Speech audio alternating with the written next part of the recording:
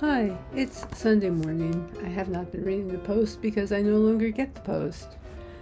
We don't have our usual Sunday paper this morning, so instead I'm reading from Tribes. Tribes is really good. Here are a few really good parts of it. The timing of leadership. It's rare that it's obvious when to lead. Sure, there are times when you know you need to stand up, take a position, spread an idea, clear out an obstacle, and be brave. But more often than not, great leadership happens when the tribe least expects it. The non-obvious moments are the ones that count. Like now, perhaps. Okay, and there's an interesting one about Wikipedia in here. I thought that was interesting. Possibility of risk. Possibility of risk. I was listening to a talking head on the radio, trying to sit up straight. I was listening to a talking head on the radio, and he was prattling on about a, quote, probability of risk, unquote, related to some course of action in the future. People are so afraid of risk, they can't even use the word. Risk, after all, is a probability of failure, right? So this guy was warning us of a probability of a probability. He couldn't even say it. It's all a risk, always. That's not true, actually. The only exception, it's certain that there's risk. That's the only certainty. It's certain that there's risk. The safer you play your plans for the future, the riskier it actually is. That's because the world is certainly, definitely, and more than possibly changing. Okay. Now, one I really like here, I think. Switching tribes. I think that's the one I want. Yeah, switching tribes. As your tribe grows, it's tempting to accelerate that growth, to find more people to join the tribe, or more subscribers for your newsletter, let's say. The most obvious prospects, of course, are already members of other tribes. If you can persuade that rabid soccer fan to switch to football instead, it's a coup.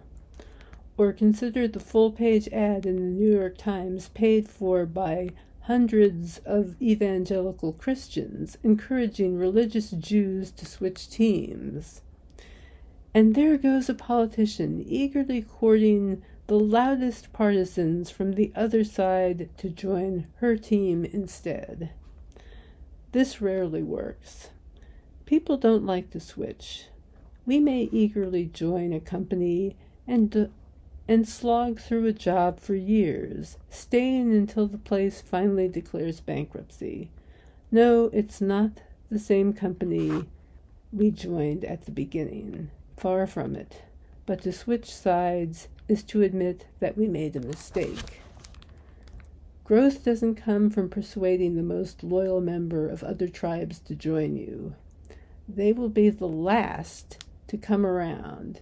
Instead, you'll find more fertile ground among seekers, among people who desire the feeling they get when they're part of a vibrant, growing tribe, but who are still looking for that feeling. I'm not talking about disaffected outsiders, loners who work hard not to affiliate.